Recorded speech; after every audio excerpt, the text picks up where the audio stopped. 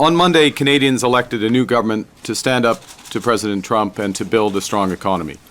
Canadians also sent a clear message that their cost of living must come down and their communities need to be safe.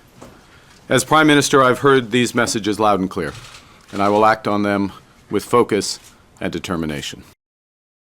To the immediate priorities of my government, beginning with our relationship with the United States.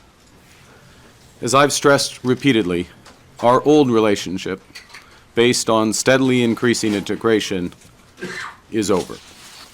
The questions now are how our nations will cooperate in the future and where we in Canada will move on. On Tuesday, I had a very constructive call with President Trump, and we agreed to meet next Tuesday in Washington.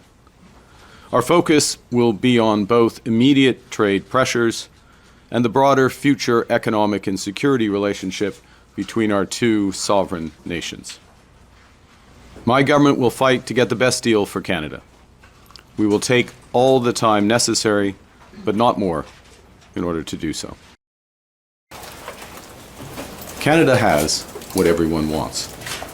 We're a confident nation that celebrates our diversity, that believes in and practices free speech, that respects the rule of law, that has a vibrant democracy.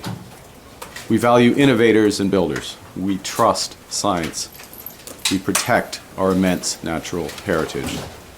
For Canadians abroad thinking about returning to build their lives in our nation, there's never been a better time to come home. There are two sets of issues. There are the immediate tariffs, both sectoral and so-called reciprocal and fentanyl tariffs, and then there is the broader relationship. So addressing both sets of issues, we'll see how that progress goes. It's important to get engaged immediately, which has always been my intention, has always been his intention, and I'm pleased to have the opportunity for quite a comprehensive set of meetings that will take place on Tuesday. How do you avoid an Oval Office ambush like we saw happen to President Zelensky? Look, I go there with the expectation of constructive, difficult, but constructive discussions. That's the spirit of the conversations that the President and I had. You go to these meetings well prepared, understanding the objectives of your counterpart, and always acting in the best interest of Canada, and we'll go from there. Thank you.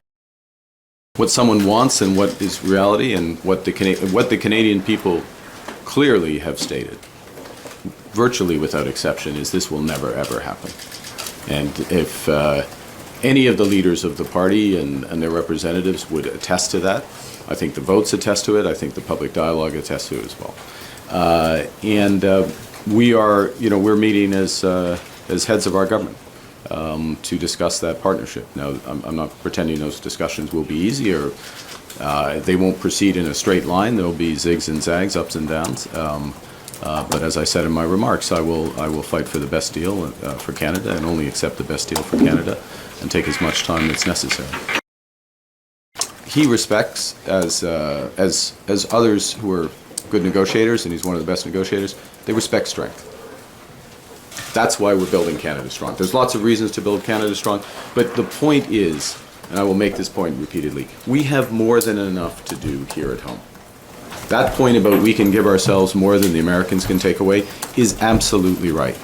We can have a bigger boost to our economy, to incomes, to jobs, by focusing on building one Canadian economy, by building these nation-building projects, by focusing on getting productivity up, by reducing government waste, by driving investment in this country. And so that is a good in and of itself. We're going to focus on that while we have these negotiations with the Americans. And if the negotiations with the Americans take longer, so be it. We've got more than enough to do here. Can you pass away?